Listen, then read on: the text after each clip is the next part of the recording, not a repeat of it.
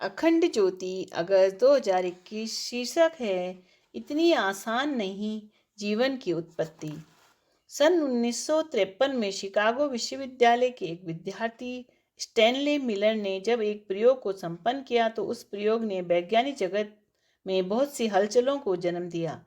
प्रयोग दिखने में तो साधारण था, पर एक महत्वपूर्ण वैज्ञानिक या मानवीय जिज्ञासा से संबंध रखता था। वह जिज्ञासा थी, धरती पर जीवन की उत्पत्ति कैसे हुई। स्टैनले ने प्रयोगशाला में दो फ्लास्क लिए। एक के अंदर प्रागैतिहासिक जल जैसा द्रव्य भरा गया तो दूसरे में मीथेन, अमोनिया एवं हाइड्रोजन सल्फाइड जैसी गैसों का मिश्रण था, जो धरती के वायुमंडल का प्रतिनिधित्व करती थी।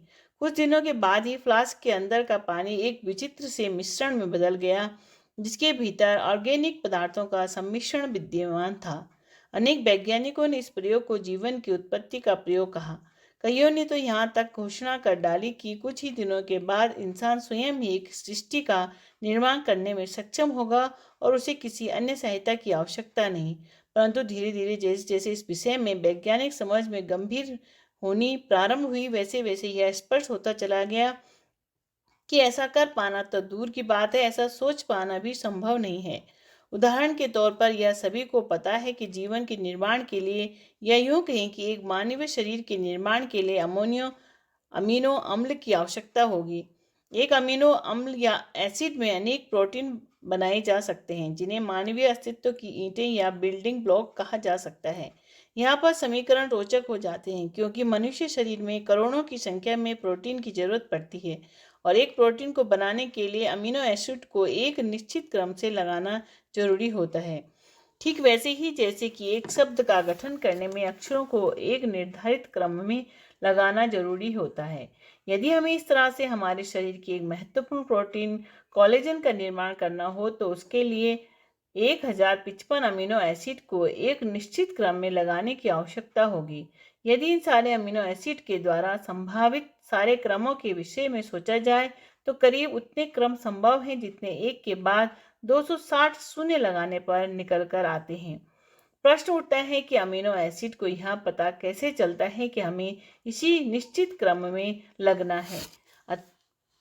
ऐसा भी नहीं है कि एक निश्चित क्रम में लगाने के मात्र से निर्माण हो जाएगा। उनका क्रम में लगना, फिर दूसरे प्रोटीन के साथ समीकरण में बैठना और फिर एक निश्चित आकार को प्राप्त करना, जिसे प्राप्त किए बिना वह निर्माण संभव नहीं है। यह सब कुछ किसी चमत्कार से कम नहीं है।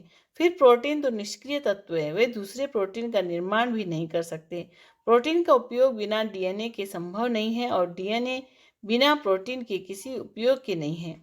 क्या यह कैसी दैवीय समीकरण जैसी नहीं लगता कि डीएनए एवं प्रोटीन ने जीवन को जन्म देने के लिए एक दूसरे को खोज लिया है हो।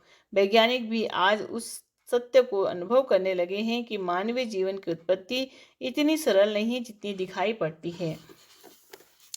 शिक्षाप्रद प्रसंग। केवलम ग्रह नक्षत्रम न करोति शुभाशुभम सर्वमात्म आत्मकृतम कर्म लोकवादो ग्रह इति। महाभारत। अर्थात केवल ग्रह नक्षत्र किसी को शुभ या अशुभ फल नहीं देते, उसके अपने किए गए कर्मों को ही लोग ग्रह नक्षत्रों का नाम दे देते हैं। राधे कृष्ण।